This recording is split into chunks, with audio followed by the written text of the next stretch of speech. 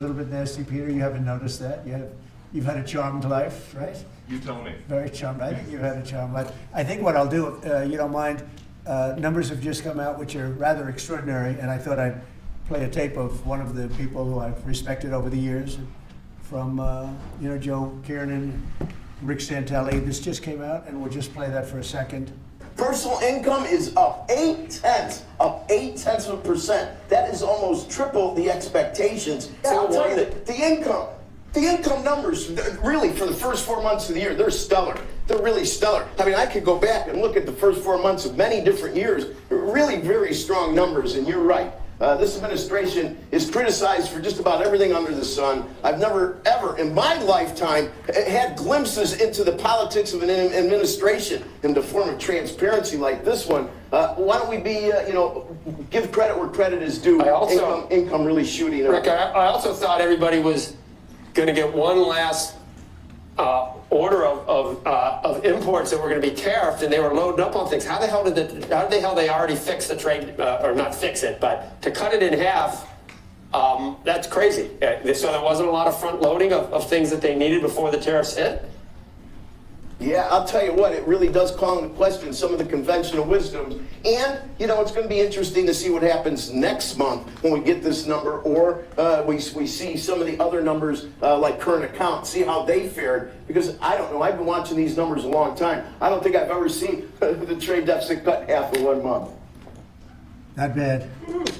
Not bad. Come on, guys.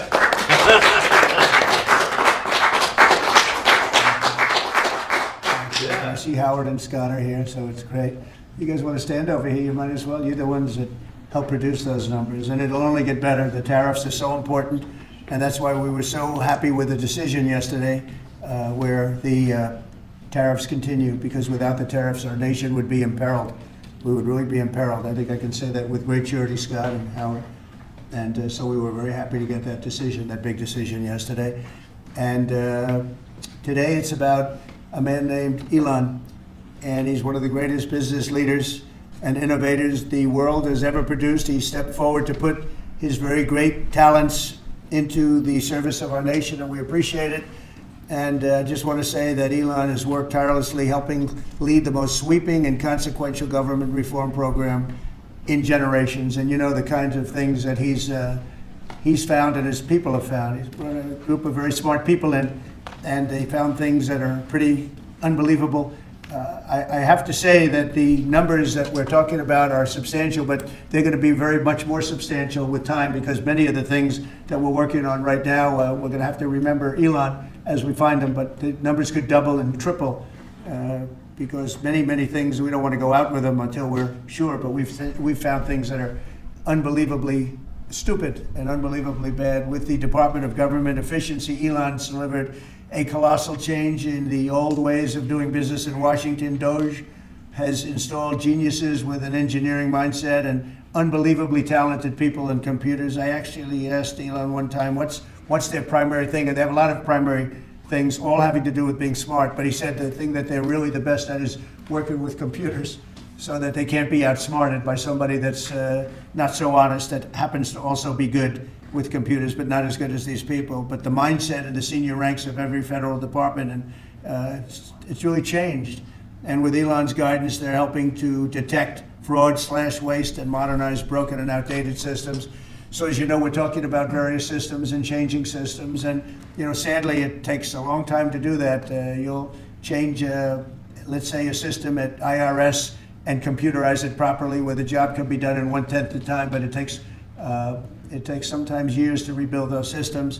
But we've started, in many cases we've started. I will say that this has less to do with Elon, but the air traffic control systems, we're bidding out to the best companies in the world, those systems right now. They were what the previous administration was horrible what they did. They spent billions and billions of dollars, and in the end it didn't even come close to working. They tried to hook up wire to copper, and it can't be done. And they just spent billions of dollars and just wasted money. Actually made the system much worse. So we're going to get a brand new modern system. Congress is working with us on that, and we're going to get it done as quickly as we can. But it's in the works, and once it's done, it'll be good for 30 years. But we have a system that's 48 years old. and would have a modern computer hooked into a very outdated computer, and they don't hook up. I mean, they didn't hook up. So after spending billions of dollars, they turned on the system, and in never any cases, from local to countrywide, they never worked. More than 75,000 bureaucrats have voluntarily left their taxpayer-funded jobs to come out and really do the job. Countless wasteful and unnecessary contracts have been terminated, and you know that we have terminated many, many contracts, and many contracts, Elon, are right now being looked at, and it may be 6 months, it may be almost a year in some cases. We're going through procedures, we're going through courts, and we'll remember you as we announce billions of dollars of extra waste, fraud, and abuse. Just as an example, DOGE canceled $101 million for DEI contracts at the Department of Education, $101 million, and that was just a small section of the Department of Education. $59 million for illegal alien hotel rooms in New York City, and the landlord never made the kind of money that he made in the last short period of time. $59 million to a hotel in New York City, $45 million for diversity, equity, and inclusion scholarships in Burma. In Burma, does anyone know about Burma? $42 million for social and behavioral change in Uganda. $40 million to improve the social and economic inclusion of sedentary migrants. I can say it's $2 billion to Stacey Abrams and her environmental movement. There was $100 in the account, and all of a sudden they found $2 billion in the account. And I assume that's being looked at. I don't know, I'm not sure, but I assume that's being looked at. Think of that, $2 billion. And then Lee will tell you there's another one over there for $20 billion being spent on another environmental cause. 20 billion, not 20 million, a lot, not 200,000, which is a lot. So think of it, in her case, you have $100, and now all of a sudden she gets hit with an infusion of $2 billion just before I take office. $20 million for Arab Sesame Street in the Middle East. Nobody knows what that's all about. Nobody's been able to find it. $8 million for making mice transgender. So they spend $8 million on making mice transgender. And those are better than many of the others. I could sit here all day and read things just like that, but we have other things to do. So it's much, much more than just that. We're totally committed to making the DOGE cuts permanent and stopping much more of the waste in the months to come. We want to get our great, big, beautiful bill finished and done. After that, we put some of this into the bill, but most of it's going to come later. We're going to have it cauterized by Congress, affirmed by Congress. In some cases, we'll make cuts. In some cases, we'll just use it in a different layer to save the money, but it's hundreds of billions of dollars. DOGE has also fully modernized the federal retirement process and continues to work very hard on the IRS modernization, but we're taking that over with DOGE. Many of the DOGE people, Elon, are staying behind too, so they're not leaving. And Elon's really not leaving. He's going to be back and forth, I think. I have a feeling. It's his baby, and I think he's going to be doing a lot of things. But Elon's service to America has been without comparison in modern history. He's already running one of the most innovative car companies in the world. You look at his factories and compare them with some of the old factories we have, and it's a big difference. And the most successful space company, and I guess in history you would have to say the largest free speech platform on the internet, etc.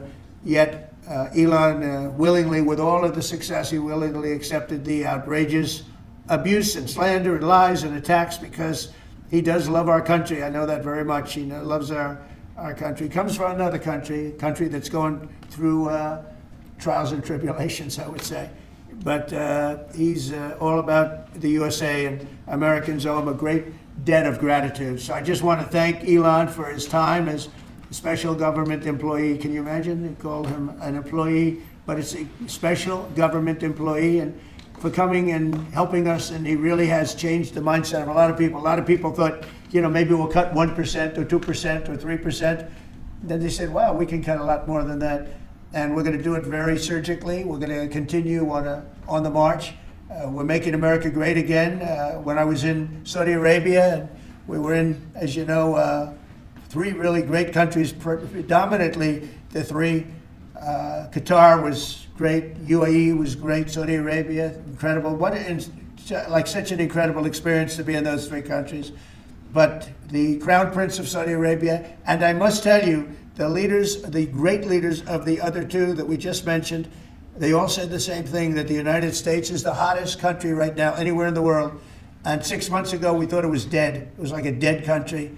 And it would have been a dead country if we didn't have the right result on November 5th. There would have been a horrible, horrible situation was going on with the borders, with transgender for everyone, men playing in women's sports, and so much more.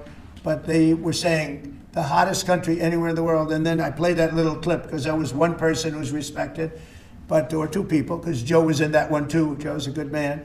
But that was one group of people saying something about the success of what we've done over the last 4 months. They cannot believe it. In the one case, they said they've never seen anything like it as long as they've been doing what they've been doing. They've been doing it for a long time. So I just, I want to thank Elon for helping. And again, you know, the United States right now is the hottest country anywhere in the world. There's no country as hot, and we're doing really well. We came, when I left, we had no wars, we had no problems. We defeated ISIS, we rebuilt our military, and we had no inflation. And when I came back, we had a lot of inflation. We had wars all over the place. We had the embarrassment in Afghanistan where we gave up billions and billions of dollars of military equipment, the most embarrassing moment in the history of our country, I believe. I believe that strongly. We have Russia with Ukraine. We had the attack on Israel in October, the horrible attack, October 7th. Horrible, horrible attack. Nobody's ever seen anything like it. And now we have something where we're really healing a lot of that. We stopped India and Pakistan from fighting. I believe that could have turned out into a nuclear disaster. And I want to thank the leaders of India, the leaders of Pakistan, and I want to thank my people also. We talked trade. And we said we can't trade with people that are shooting at each other and potentially using nuclear weapons. And they're great leaders in those countries, and they understood, and they agreed, and that all stopped. And we're stopping others from fighting also, because ultimately we can fight better than anybody. We have the greatest military in the world. We have the greatest leaders in the world. We put one of them in charge of the Joint Chiefs of Staff, as you know, General Raisin Kane, and we wiped out ISIS, completely wiped out ISIS in 3 weeks. They said it would take 5 years, and we did it in 3 weeks. And that's the way it is, but we don't want to have to use our military. We want to be peace through strength when we can, and that's the way we're going to have it. So I just want to thank Elon and all of his people. Most of those people are staying, almost all of them are staying, and they're going to be with us. And you're going to see the results coming long into the future. Even a year and 2 years later, you're going to see a lot of the results, and those hundreds of billions of dollars are going to be adding up, and they're going to continue to add. It'll be interesting, really interesting to see what the final number is going to be. But again, Elon gave an incredible service. Nobody like him, and he had to go through the slings and the arrows, which is a shame because he's an incredible patriot. The good news is that 90% of the country knows that, and they appreciate it, and they really appreciate what he did. And I gave him a little special something we have here. Thank you. A very special that I give to very special people. I have given it to some, but it goes to very special people, and I thought I'd give it to Elon as a presentation from our country. Thank you. Thank you, Elon. Thank you. Take care of yourself. Thank you. You see the luck. The luck in this is amazing. That's right. Large luck. Well, let me say perhaps a few words. That this is not the end of Doge, but really the beginning. My time as a special government employee necessarily had to end. It was a limited time thing. It's 134 days, I believe, which ends in a few days. So that you know, it comes with a time limit. But the Doge team will only grow stronger over time. The Doge influence will only grow stronger. It's I'd liken it to sort of Buddhism. It's like a way of life. So it is permeating throughout the government, and I'm confident that over time we'll see $1 trillion of savings and a reduction in $1 trillion of waste and fraud reduction. The calculations of the Doge team thus far, in terms of an FY25 to FY26 delta, are over 160 billion, and that's climbing. We expect that number will probably go over 200 billion soon. So I think the Doge team is doing an incredible job. They're going to continue doing an incredible job, and I'll continue to be visiting here and be a friend and advisor to the president. And I look forward to times being back in this amazing room. By the way, isn't this incredible? Look at this incredible. I mean, It's stunning, I think. The way that the Oval Office, the president has just completely redone the Oval Office. It's beautiful. I love the gold on the ceiling. Thank you. It's pretty nice. Yeah. That's been there a long time. That was plaster. Nobody ever really saw it. They didn't know the eagle was up there, and we highlighted. It's essentially it's a landmark, a great landmark, and that's 24 karat gold, and everybody loved it. And now they all see it when they come in. So it's been good. The Oval Office finally has the majesty that it deserves, thanks to the president.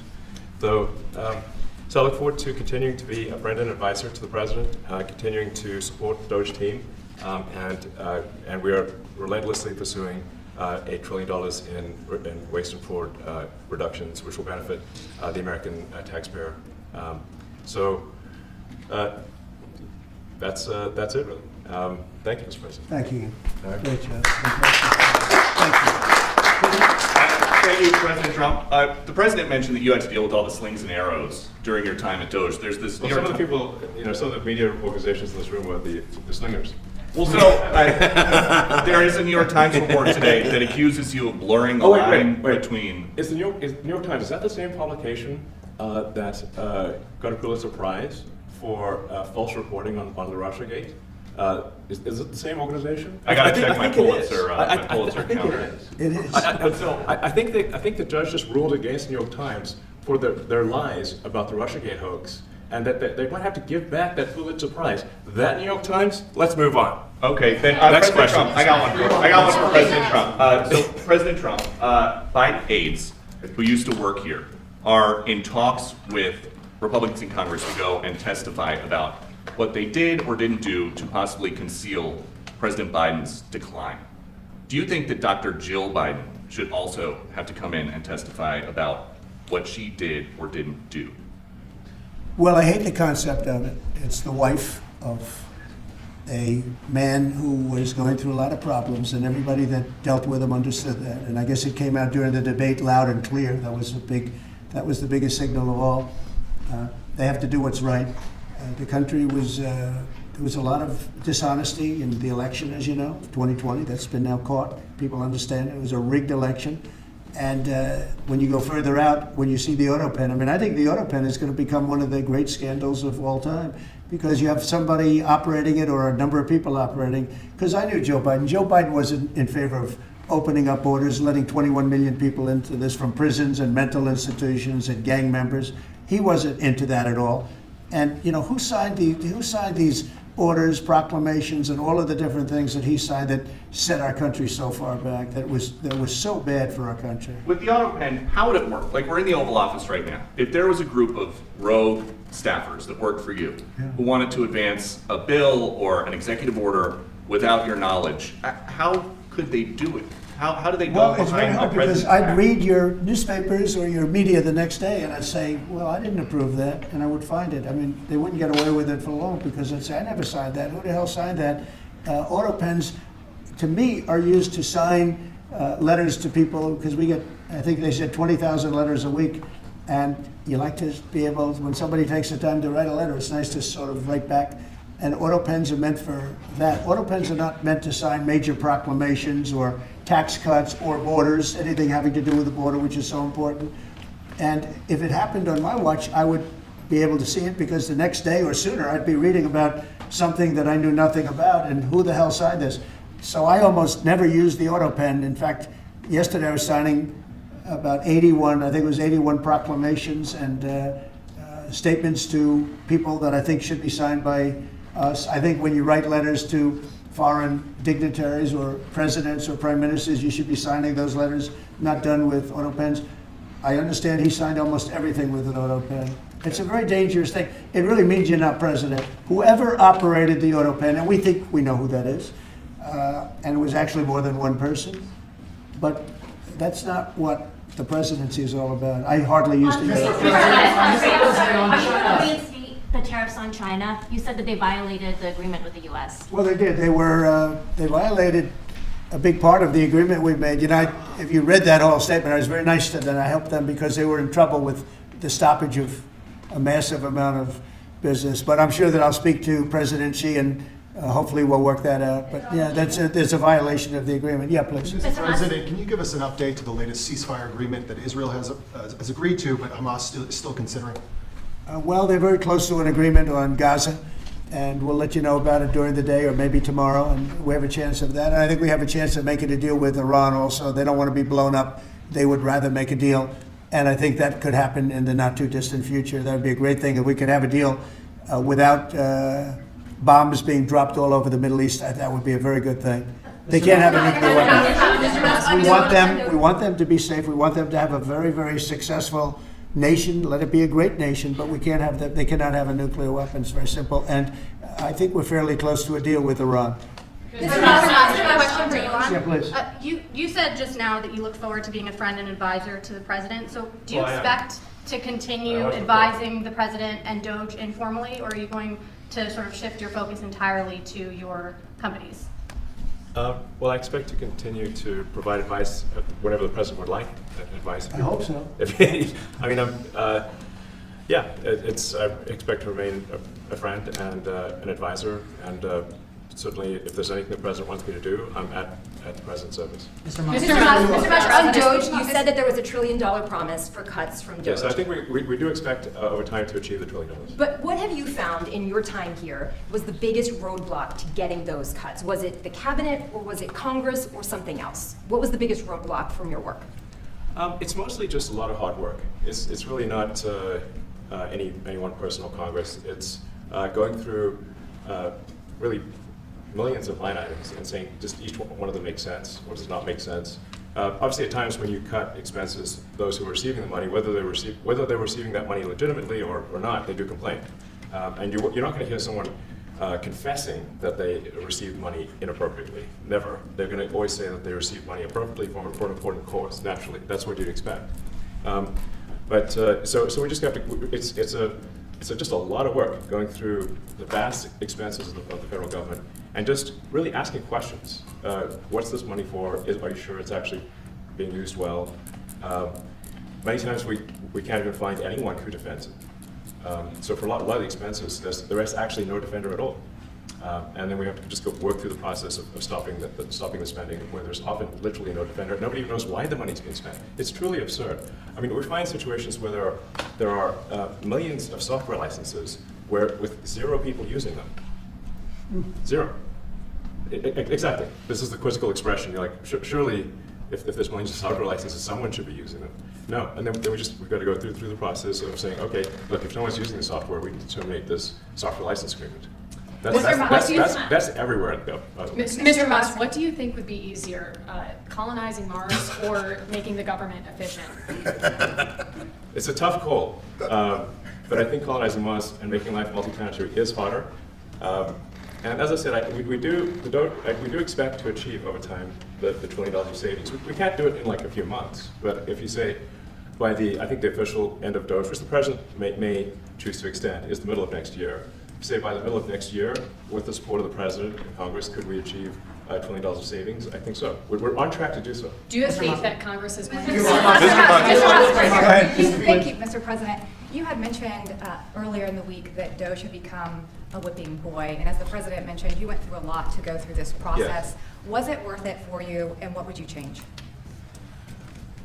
Yes, so what we found was happening was that if there were any cuts anywhere, then people would assume that was done by Doge. And so we became like essentially the Doge boogeyman, where if so any cut anywhere would be ascribed to Doge. A friend of mine's daughter, who's at law school at Georgetown, thought that Doge had cut the Senate, the internships, the legal internships for the Senate, and we have nothing to do with that. So if they have been cut, it's not to do with us, just as an example. So, it just became a bit ridiculous where any cut anywhere was somehow Doge, including things that made no sense, and we would agree made no sense. There are many things that occur in the government because it's the banal evil of bureaucracy. It's sort of the frankly largely uncaring nature of bureaucracy. It's as the great Milton Friedman said, money is spent most poorly when it is someone else's money being spent on people you don't know, and that's how federal spending is. And then you can't really even blame the individuals, because the way the government works is complaint minimization. So when you do try to, when someone within the government tries to stop that money being spent, there's usually someone that complains. And then their manager will say it's not worth the trouble, just pay it anyway. That happens over and over again. So was it I think it was an important thing. I think it was a necessary thing, and I think it will have a good effect in the future. Thank you, President Trump. This week there was a video on board a plane that showed the First Lady of France slapping her husband, Emmanuel Macron. Do you have any world leader to world leader marital advice on those moments? Make sure the door remains closed. That was not good. Yes. No, I spoke to him, and he's fine too. They're fine. They're two really good people. I know them very well, and I don't know what that was all about, but I know them very well, and they're fine. I'm a little shy here. What do you think about the Democratic Party plan to avoid being swept in every battleground state again by spending $20 million to study how to speak to American men? Well, you know, they spent 2.8 billion. We spent 1.5. We spent much less. We spent about half of what they spent, and at the end they were $28 million short. They had to be. They spent 2.8 billion. It's a lot, but they couldn't get 28 million at the end, and now they want to spend. I read that they want to spend money to learn how to talk. That's fake. You don't want to be fake. You shouldn't have to hire consultants to say what America needs, because then the consultants should be running the deal, not them. But I read that they want to spend a lot of money in each state. So we won all 7 swing states, 7 out of 7. We won a lot more than that. We won the popular vote. We won everything, and they want to spend money to find out what they did wrong. And I mean, I can tell you what they did wrong. I can tell you every one of their programs. When they say men playing in women's sports, I would say that's not a winner. When they say transgender for everybody, I think that's not a winner. When they say open borders so the entire world population of criminals can pour into our country, I don't think that's a winner. I mean, I just gave them that for free, but I don't know if they'll change their ways. I see them all the time. I see people that I know in Congress, Democrats, they're trying to justify some of the things I just said. You can't justify them. I always hear they're 80-20 issues. I say they're not 80-20, they're 97-3. They might be 99-1. They're not 80-20. They wish they were 80-20. And they're wasting a lot of money if they're going to continue with that nonsense. And this one's a little bit more of a page 6 question, but back when you hosted The Apprentice, you mentioned once in 2012 that Diddy was a good friend of yours back then. He has since found himself in some very serious legal trouble. Yeah, that's right. Would you ever consider pardoning him? Well, nobody's asked. You had to be the one to ask, Peter, but nobody's asked. But I know people are thinking about it. I know they're thinking about it. I think some people have been very close to asking. First of all, I'd look at what's happening, and I haven't been watching it too closely, although it's certainly getting a lot of coverage. I haven't seen him. I haven't spoken to him in years. He used to really like me a lot, but I think when I ran for politics, that relationship busted up. From what I read, I don't know. He didn't tell me that, but I'd read some little bit nasty statements in the paper all of a sudden. It's different. You become a much different person when you run for politics and you do what's right. I could do other things, and I'm sure he'd like me, and I'm sure other people would like me, but it wouldn't be as good for our country. As we said, our country's doing really well because of what we're doing. So it's not a popularity contest. No, I don't know. I would certainly look at the facts. If I think somebody was mistreated, whether they like me or don't like me, it wouldn't have any impact on me. Mr. President, on the Big Beautiful Bill, would you like to see the Senate build in some support for your tariffs on the Big Beautiful Bill, or should that be a standalone bill? I have great support on the tariffs. I mean, I was so honored that we got that ridiculous stay lifted, because that would have taken away presidential power. It would have taken away everything that was granted by the founders. It would have been a terrible thing. And it would have, most importantly, would have left us vulnerable. We have a lot of countries that use tariffs on us and use them viciously, actually, viciously. And if we didn't have the power to use tariffs on them, and instantly, not when you go back to Congress and try and get hundreds of people to agree on something, that would take months to get just one simple proclamation. If we didn't have the power to counteract their powers, you wouldn't have a country left. We have to act fast. We have to be fast and nimble, as they say. And that was a really great moment, I think, yesterday when that stay was lifted. And hopefully now we'll go to court and just win that battle. Because if we don't have the power to do what they're doing to us, we are going to be a great nation no longer. Elon Musk was once idolized by folks on the left in this country before joining your administration. Now he's considered a hero by conservatives. Why do you think this man and what he's done in American life has been so politicized? Does it Well, only have to do with you? his life has been amazing. I mean, I look at so many different things. I look at that rocket being, guided back into position. I've never seen that before. I thought it was a space movie. I thought it was a movie. You look at what he's done in terms of communication. It's been unbelievable. So many different, even tunnels going underground, not having to go through all the process of going, he's got a company that does that. He's got so many different companies. Starlink, as an example, he saved a lot of lives, probably hundreds of lives in North Carolina. I don't even know if you remember, but I called you. They needed Starlink in North Carolina. And I didn't know what the hell Starlink was. I said, what is it? Who owns it? He said, do you know Elon Musk? I said, yeah, I happen to know the gentleman. This was before his government stay. And they said, we really need it because North Carolina was literally became an island. It was, people had no communication. They had no access to anything and they were dying. And I called up Elon, and you can't get it because it's so successful. It's very hard to get. And he had so much of it brought over there, and they told me it was unbelievable. It saved a lot of lives. So, he's just done a lot of things. I don't think he gets credit for what he's done. But he's a very good person, too. You know what? If he wasn't a good person, but he did the same things, I'd probably maybe speak differently. He happens to be a really good person who loves the country. Mr. President, one big, beautiful bill. You had indicated this week that there were some things you didn't like about what had passed in the House. What changes do you want to see the Senate make? And you had also indicated there were things you didn't like about the bill. What would you be suggesting he push senators to change in their version? Well, I'll tell you, I'll go first. It's an unbelievable bill. It cuts your deficits. It cuts, it's a huge cutting.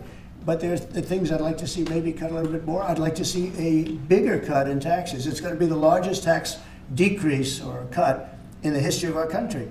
I'd like to see it get down to an even lower number. I was shooting for a slightly lower number. I would have liked to have done that. But with all of that being said, when you look at the tax cut and the fact that the original tax cut, which made us so successful, we had the most successful 4 years in the history of our country, the economy, and this is going to be even better. And you see that by the reports that came out just yesterday or tonight. I guess they were released this morning at 8 o'clock. You see the kind of numbers where somebody that's a pro is like, whoa, I haven't seen numbers like this since I've been doing this. These are human emotions of professionals that have never seen numbers like, and we've just started. The bill is a great bill. It's going to be jiggered around a little bit. It's going to be negotiated with the Senate, with the House. But the end result is it extends the Trump tax cuts. If it doesn't get approved, you'll have a 68% tax increase. You're going to go up 68%. That's a number that nobody's ever heard of before. You'll have a massive tax increase. If it does get approved, you'll have a large tax cut, the largest we've ever had. When you add the past tax cuts that we got you, the Trump tax, they call them the Trump tax cuts. It's an amazing bill. It does amazing things. With all of that, it's going to be adjusted a little bit over the next coming weeks, and I think it's going to be passed. The Republicans want to pass it. With all of the great things it does, including an extension of debt, it's the extension. We have to extend the debt. If we don't extend debt, we're in default.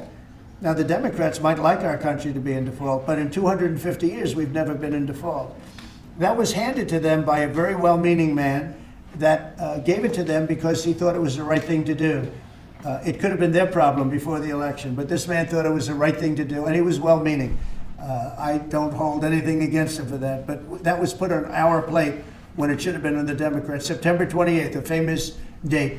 It should have been taken care of by the Democrats, but this person, a man of power, gave it to us so that in June that comes due. Well, we have to take care of that because if we don't take care of it, we have a country in default, and we don't ever want to have a country in default. I'll tell you, a certain senator, Elizabeth Warren, said that she would never, ever allow a default on our debt.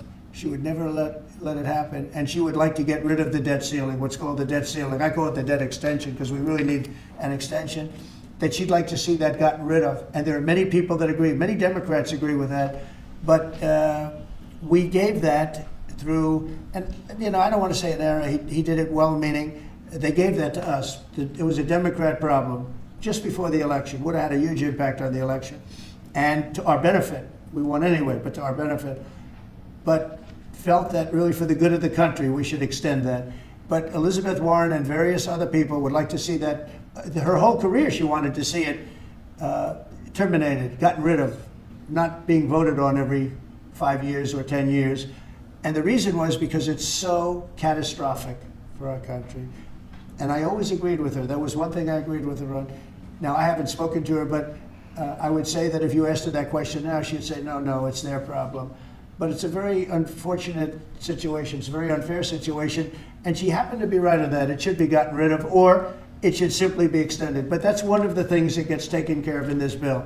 That automatically gets extended for a 4-year period, and it should be. But I agree with Elizabeth Warren on that. I think you should get rid of it. It's too catastrophic. Yeah, please, go ahead. What message do you like to send to international students? Are they still welcomed to study in the United States? And one question for Mr. Musk. To students? Well, we want to have great students here. We just don't want students that are causing trouble. We want to have students. I want to have foreign students. I think Harvard, it's close to 31%. That's a lot. Our country has given $5 billion plus to Harvard over a short period of time. Nobody knew that. We found that out. I wouldn't say that was a Doge thing, but we found that out over a period of time. That was sort of a Trump thing. We ended up in litigation for other reasons because they're very anti-Semitic. And in finding out and in going through the books, we found out that the country gave them $5 billion plus, much more than that actually. And we're having it out with them, and let's see what happens. I think we have a very good, it's a very sad case. It's a case we win. We can't lose that case because we have the right to make grants. We're not going to make any grants like that. But I don't think Harvard's been acting very nicely. I think Columbia wants to get to the bottom of the problem. They've acted very well. And there are other institutions too that are acting, but Harvard's trying to be a big shot. And all that happens is every 3 days we find another $100 million that was given. 2 days ago we found $200 million more. The money's given to them like gravy. I'd like to see the money go to trade schools, where people learn how to fix motors and engines, where people learn how to build rocket ships. Because somebody has to build those rocket ships. Yeah. And I'd like to see trade schools set up, because you could take $5 billion plus hundreds of billions more, which is what's spent. Absolutely. And you could have the greatest trade school system anywhere in the world. And that's what we need to build his rockets and robots and things that he's doing, and to build lots of other things. And I went to school with people. In some cases, they weren't good students, but they could fix the engine of a car better than anybody I've ever seen. They could take it apart blindfolded. They had an ability at that. And they did very well. They made a lot of money. It's a very skilled job. It's great. But I'd like to see a lot of money going into trade schools. I've always felt that. And we probably found our pot of gold, and that's what's been wasted at places like Harvard. And the money's been wasted. Yeah, please. Yeah, well, I wanted to ask quickly, Mr. Musk, is your eye okay? What happened to your eye? I noticed there was a bruise there. Well, it wasn't. I wasn't anywhere near France. So, what does that mean? No, I didn't notice his First Lady of France. I didn't notice. I was just messing around with the Lex, and I said, "Go ahead, punch me in the face," and he did. Turns out, even a 5-year-old punching you in the face actually does. That was X that did. Yeah. X could do it. If you knew X, I saw his mom right now. But I didn't really feel much at the time, and then I guess it bruises up. But I just messing around with the kids. I didn't notice it actually. President Trump, I got one. I know that you try to stay pretty neutral because not your war, but by the way, not my war. I just want to solve the problem for people. This was not a war that was going to happen if I were president. Right, and so not your war, but as you try to fix it, and as you survey this hellscape of the Ukrainian front lines, it's horrible. And you and your team deal with a very stubborn Vladimir Putin. Yeah. Do you look? And Zelensky. Yeah. But do you look at this very conflict Zelensky too. any differently now? Like, do you look at this and see Putin as the good guy or the bad guy? So I've known him very well, and I went through a lot of things with him because Russia was, the Russia hoax turned out to be a total hoax. New York Times, they got a Pulitzer Prize. They have to give back the Pulitzer Prize. That's my lawsuit, and they're doing very poorly in that lawsuit. But they wrote stories about how it was true and it was false, and a lot of Washington Post also. I have gotten to see things that I was very surprised at. Rockets being shot into cities like Kiev during a negotiation that I felt was maybe very close to ending. We were going to solve a problem, and then all of a sudden rockets got shot into a couple of cities and people died. I saw things that I was surprised at. So, and I don't like being surprised. So I'm very disappointed in that way. With that being said, I'd like to see it end. 5,000 people, I think the number's even more than that, but 5,000 people a week are being killed. Mostly soldiers, but also people that live in little cities and towns throughout Ukraine. And I'd like to see that stop. And I asked Caroline this yesterday, but I want to ask you directly. So many of the things that you're trying to do are held up in court right now. If the courts are going to have so much influence over U.S. policy, do you wish you would have just become a judge instead?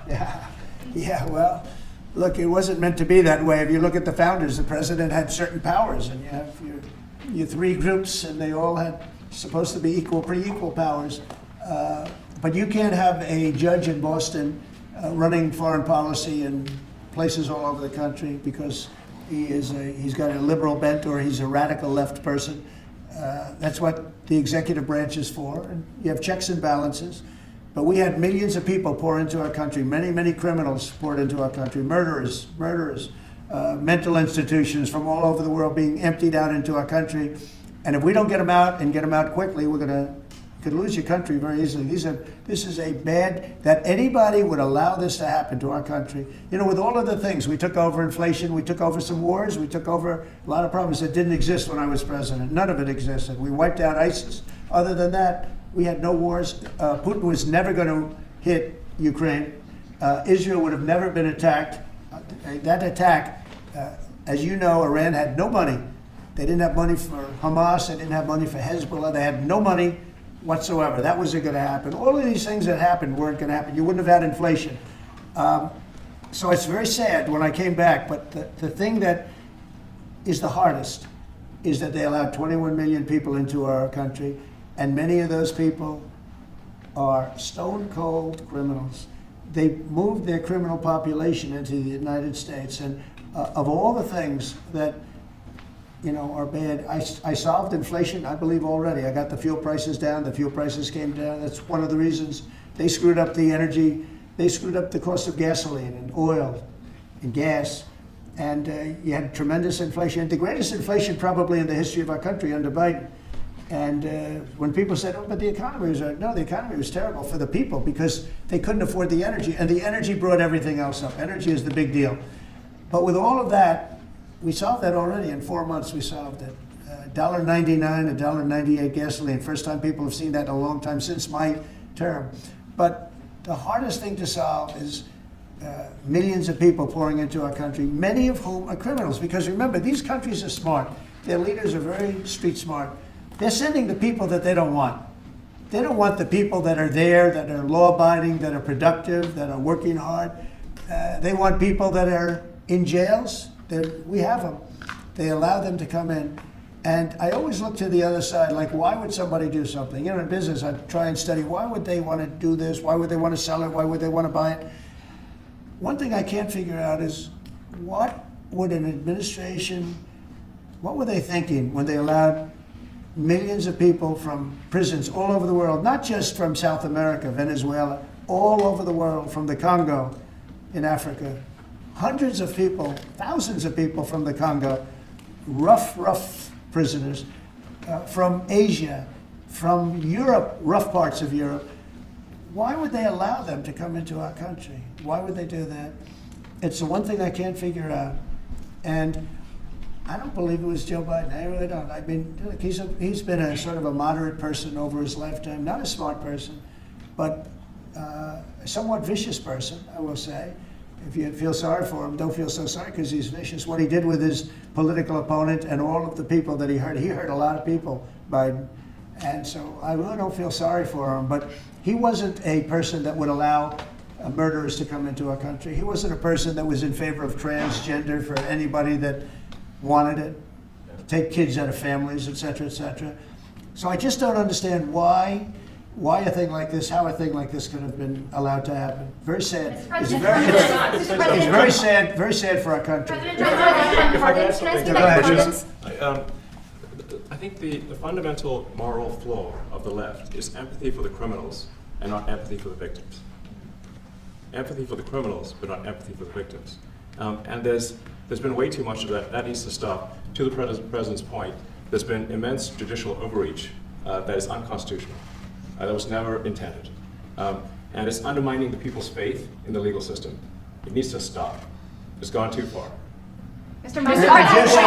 And just today, we had, just a couple of hours ago, we had a great decision from the Supreme Court, thank goodness, that was very important. We had two important decisions yesterday on the tariffs, because again, we have to be able to fight a fair fight with other countries. Howard, would you say we have to be able to use tariffs to fight people that use tariffs on us? I mean, if we didn't have that power of tariffs, we would economically be destroyed as a country, because they will destroy us. Other countries will destroy us with unchecked tariffs. We can check them when we have the use. They tried to take that power away from us. And if you take that power away, we're not going to have a country. We won't have an economically viable country. But it's very important on immigration that we be able to get people out without having to go through a long court case. I mean, it was up to some of these judges.